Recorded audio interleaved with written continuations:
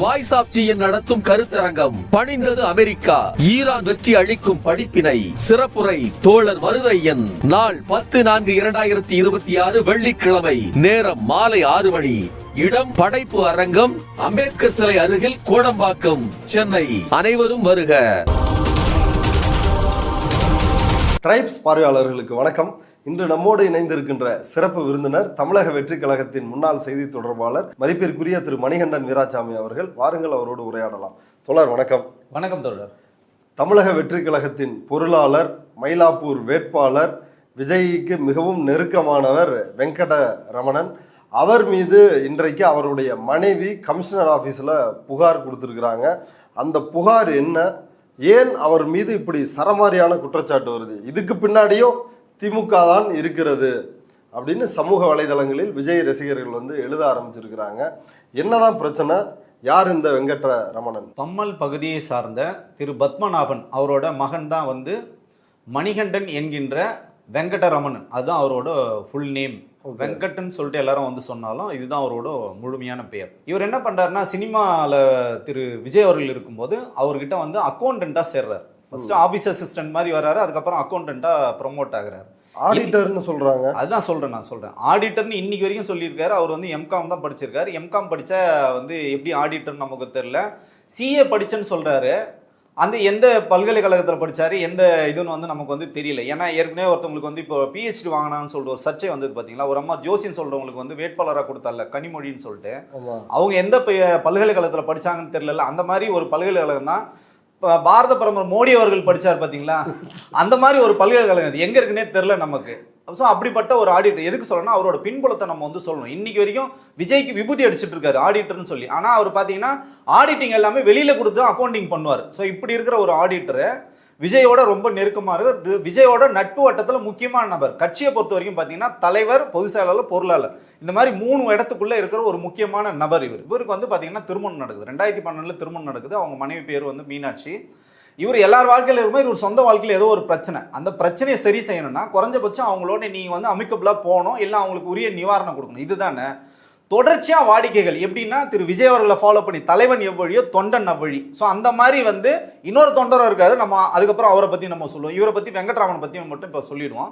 So மனைவி மிரட்டுறாரு, குழந்தைய எடுத்துட்டு போயிடுறாரு. ஏன்னா இவருக்கு மித்தபிற பெண்களோட தொடர்பு இருக்கு. இதை நான் ஆதாரம் இல்லாமல் சொல்ல, ஆதாரத்தோட சொல்றேன். விஜய் அவர்கள் அலுவலகத்திலேயே இவர் கீழே, இவர் அக்கௌண்டண்டா ஒர்க் பண்ணும்போது இவர் கீழே ஒர்க் பண்ண சக பெண் நிர்வாகிகளை, பெண் அலுவலர்களை பாலியல் பலாத்காரம் பண்ணியிருக்காரு. இது புசி ஆனந்துக்கும் தெரியும், விஜய்க்கும் தெரியும்.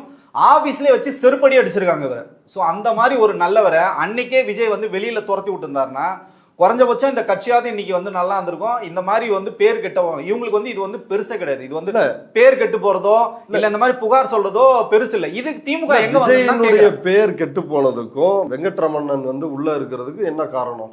ஏங்க, இவரு தாங்க நல்லவர், வல்லவர், நாளும் தெரிஞ்சவர் அப்படின்னு சொல்லிட்டு இவர் தாங்க பொருளாளர். ஏதோ சும்மா மாவட்ட செயலாளர் பொறுப்பு கிடையாது. கட்சியே இவர் தான் நிர்வாகிக்காரு. பணம் கையாடல், குடுக்கல் வாங்கல் எல்லாமே இவர் தான் பாக்குறாரு. அப்போ குறைஞ்சபட்சம் உன் குடும்பத்தை கூட உன்னால பாக்கிறதுக்கு துப்பு இல்ல, உன் பொண்டாட்டி பிள்ளைங்களை கூட உன்னால வச்சுக்க முடியல அப்படின்னா நீ இவ்வளவு பெரிய கட்சி எப்படி வழி நடத்துவன்னு சொல்லிட்டு கேட்கணும் இல்லைங்களா? இது எவ்வளவு பொறுப்பான பதவி. இப்போ இவருக்கு பாத்தீங்கன்னா 2012 திருமணம் நடக்குது. 2016 இந்த குழந்தை பிறகுறாங்க. திரும்பவும் பாத்தீங்கன்னா 2வது இவங்க கன்சீவ் ஆகும்போது அபாஷன் பண்ணிட்டு வான்னு சொல்றாரு.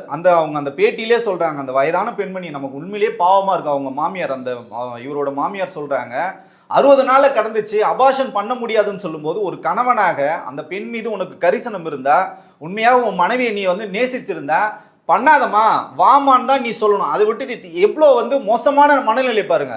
நீ கண்டிப்பா நீ அபாஷன் பண்ணாதான் என் வீட்டுக்குள்ள வரும்னு சொல்லிட்டு அபாஷன் பண்ணி இவங்களை எவ்வளவு தூரம் அலக்கழிச்சு கழட்டி விட்டு மன உளைச்சலாக்கி இன்னைக்கு கொலை மிரட்டல் வரைக்கும் விடுறாங்க. நம்ம என்ன கேக்குறோம்னா, நீங்க திமுக சதி குழந்தை இருக்கு, அந்த குழந்தையும் அவங்கள்ட்ட இருந்து பிரிச்சிட்டாங்கன்றாங்க. அதுதான் இந்த முதல் குழந்தை பிறந்ததுங்களா 2014 பிறந்த யோகவர்ஷினி அந்த குழந்தை பேரு. இவர் குழந்தை இவங்களுக்கு தெரியாம எடுத்துட்டு போயிறாரு. எடுத்துட்டு போயிட்டு அவர் அவங்க வீட்டுல வச்சுக்கிறாரு அந்த குழந்தைய. அம்மாவே குழந்தைய பார்க்க விடாம சதி பண்றாரு. இவர் தொடர்ச்சியை இவங்க முயற்சி பண்றாங்க. அவங்க பாவம் ரொம்ப ஏழையான குடும்பத்தை இருக்கிற மாதிரி தான் இருக்கு. அவங்க பேக்ரவுண்ட்லாம் பார்த்தா ரொம்ப ஏழ்மையா தான் இருக்காங்க. இவரு செல்வ செழிப்போட இருக்காரு, பல கோடிகள் பிறல்றாரு. இவரும் ஐயர் ரொம்ப நல்லவர் அப்படின்லாம் சொல்றாங்களே. இல்ல, ரொம்ப சாப்டானதான். விஜயை பத்தி யார் எவ்வளவு மோசமா பேசினாலும் அவங்களோட பிசினஸ் டீல் மட்டும் கரெக்டா வச்சுப்பாரு. விஜய் பல்வேறு மாநில நிர்வாகிகள் விஜயோட முரண்பட்டு வெளியில போனாலும் ஆனா அவங்களோட தொடர்ச்சியா இவர் வந்து பேசுறாரு. ஏன்னா அவங்க கிட்ட ஏதாவது ஒரு பிசினஸ் டீல் இருந்தா பிசினஸ்க்காக என்ன வேணாலும் பண்ணுவாரு. அந்த நேர்மை, அந்த நியாயம், இதுக்கெல்லாம் வந்து வெங்கட்ராமனுக்கு இதுக்கு வந்து சம்மந்தம் இல்லை. நம்ம என்ன சொல்லணும், அவர் தனிப்பட்ட வாழ்க்கை இருந்துட்டு போட்டோம். இப்போ விஜய் வந்து சொல்றாரு இல்லைங்களா, நாங்க வந்து பெண்களுக்கு பாதுகாப்பு, நம்ம வந்து சமூக நீதினு சொல்றோம்னா உங்க பொருளாளரே இப்படி பண்றாரு. இதுக்கெல்லாம் காரணம் யாருன்னு பார்த்தீங்கன்னா தலைவர் விஜய் தான். தலைவர் விஜயே பார்த்தீங்கன்னா சங்கீதா அவர்களை வந்து மிரட்டுறாரு. இதே மாதிரி தான் கொலை மிரட்டல் விடுறாரு, வீட்டை விட்டு வெளில போன்னு சொல்றாரு, சொத்துல உனக்கு 5 பைசா கொடுக்க மாட்டேன்னு சொல்றாரு. அவங்க வந்து கோர்ட்டுக்கு போடுற உடனே அப்படியே தைரியமா கெத்தா தில்லா ஒரே ஜோடியா ஒரே காஸ்டியூம்ல வந்து பாத்தீங்கன்னா திருஷா கூட்டு வெளில நிற்கும் போது அப்ப தலைவரை பார்த்து இவருக்கும் வந்து ஒரு துணிச்சல் வருது. வேட்பாளரை அறிவிச்சான்னா என்ன பண்ணா நமக்கு என்ன பண்ணிடுவாங்க, அதிகபட்சமா எதனா ஒன்று ஆச்சுன்னா திமுக மேல பழிய தூக்கி போடலாம்னு சொல்லிட்டு இந்த மாதிரி மோசமான மனநிலை. அடுத்த லிஸ்ட் இருக்கு. இன்னும் பாத்தீங்கன்னா இன்னொரு 4-5 நாள் ஆதவர்ஜுன் ஆகிருக்கு இதே மாதிரி ஒரு சம்பவம் நடக்கும் போது அப்போ இதே தொண்டர்கள் வந்து திமுக தான் காரணம் வந்து சொல்ல போறாங்க. அப்படியா? அவருக்கு என்ன ப்ராப்ளம்? அவர் பார்த்தீங்கன்னா மார்டின் அவர்களோட மகளை வந்து பிரபல லாட்டரி அதிபர் மார்டினோட மகளை வந்து திருமணம் பண்றாரு. திருமதி டெய்சி அவங்க பேரு. அவரும் இதே மாதிரி தான் செட்டில்மெண்ட் வாங்கிட்டு வந்துட்டாரு. ஆனால் மியூச்சுவல் அண்டர்ஸ்டாண்டிங்ல பிரிஞ்சிருக்காங்க. ஆனாலும் இன்னும் வந்து தலைவர் அவங்களுக்கு இன்னும் நிறைய மிரட்டலுக்கு வந்து கொடுத்துருக்காரு. ஏன்னா அவங்க மேல நிறைய சொத்து இருக்கு. பல ஆயிரம் கோடி ரூபாய் வந்து பிரிச்சு எடுத்துட்டு வந்தாலும் இன்னும் அவங்கள வந்து தலைவரும் வந்து மிரட்டிருக்காரு. கூடிய விரைவில் இவர் மேல ஒரு எஃப்ஐஆர் வந்து விழப்போகுது. அப்போ வந்து இவங்க வந்து திமுக தான் வந்து காரணம்னு சொல்ல போது உள்ளபடியே நமக்கு அச்சமா இருக்கு. இவங்க தான் நாளைக்கு தமிழ்நாட்டுக்கு வந்து பாதுகாப்பா, இவங்க தான் ஒரு மாற்று அரசியலா, இவங்க தான் ஒரு முற்போக்கு சிந்தனையாளரான்னு நம்ம நினைக்கிறது உள்ளபடியே பாதுகாப்பு நாங்க வந்து தான் செய்வோன்றாங்க. இப்ப செய்யற லட்சணத்தை தான் பாக்குறோமே. எங்க செருப்பால் அடிச்சிருவானாங்க. இந்நேரம் கூப்பிட்டு இந்நேரம் விஜய் வந்து கூப்பிட்டு அவனை வந்து கட்சி விட்டு நீக்கிட்டேன், நான் வந்து பொறுப்புல இருந்து தூக்கிட்டேன் இந்நேரம் சொல்லியிருக்கணுங்க. விஜய் ஒரு காலம் அதை சொல்ல மாட்டார். வெங்கட்ரமணன் விஜய்க்கு பதிலா நீ மட்டும் யோக்கியமா அப்படின்னு செருப்பு கழட்டிட்டா. ஏன்னா இவரு பாத்தீங்கன்னா அன்னி திரிஷாக்கு ரொம்ப க்ளோஸ் ரைட் ஹேண்ட் வந்து வெங்கட்ராமன் தான். ஸோ அதனால வெங்கட்ராமனை வந்து கட்சி விட்டு நீக்கிறதுக்கான வாய்ப்புகள்லாம் கிடையாது. யாராவது கம்ப்ளைண்ட் கொடுத்தாங்கன்னா அடிப்படையில் ஏதாவது ஏமாந்து போன தொண்டர்களோ இல்லை மாவட்ட செயலர்களோ வந்து அந்த மாதிரி ஒரு புகார் வந்ததுன்னா அவங்கள வேணா நீக்குவாரு கண்டி தலைமை நிர்வாகிகள் நீக்கிற ஐடியா தலைவருக்கு வந்து இல்லை. இது எல்லாமே நீங்க ஒரு காழ்ப்புணர்ச்சியில ஒரு தனிப்பட்ட தாக்குதலா வந்து அவர் மேல பேசுற மாதிரி இருக்கு. ஏற்கனவே வந்து விஜய்க்காக 33 வருடங்களா யாரெல்லாம் உழைத்தாங்களோ 25 வருடங்களுக்கு மேல யாரெல்லாம் விஜய்க்காக விஜயே எங்களோட உயிர் உலகம்னு இருந்த ஜெய்சீலன் மாநில தலைவர் வந்து காழ்ப்புணர்ச்சியின் காரணமாக இன்னும் சொல்ல போனா சாதி அரசியல். இவர் பாத்தீங்கன்னா ஒரு பிராமணர், அவருக்கு வந்து பிராமணர், ஐயர், ஐயங்காரு இப்படிதான் வந்து பிடிக்கும். வேற யாராவது வந்து இடைநிலை சாதிகளோ இல்ல வந்து ஒரு தலித் சமூகத்துல இந்த யாராவது வந்தாங்கன்னா இவருக்கு வந்து பிடிக்காது. அதன் அடிப்படையில் பாத்தீங்கன்னா ஜெயசீலன் வந்து கட்டம் கட்டி வெளியில் அனுப்புறாரு. அவர் கடைசி காலத்துல பாத்தீங்கன்னா புற்றுநோய் வந்து மருத்துவமனையில வந்து பணம் கூட இல்லாம கஷ்டப்பட்டு இறந்தார். அந்த சாவுக்கு கூட விஜயை போக விடாம தடுத்தது 2 பேர். யாருன்னு பாத்தீங்கன்னா ஒருத்தர் புசி ஆனந்த், இன்னொருத்தர் பாத்தீங்கன்னா இந்த வெங்கட்ராமன். ஸோ இப்படி வந்து பண்ண ஒரு மிகப்பெரிய ஒரு ஆள் தான் இந்த வெங்கட்ராமன். அதுக்கடுத்து பாத்தீங்கன்னா ஆர்கே ராஜா, ரவிராஜா வந்து மாநில செயலாளர் இருந்தார்.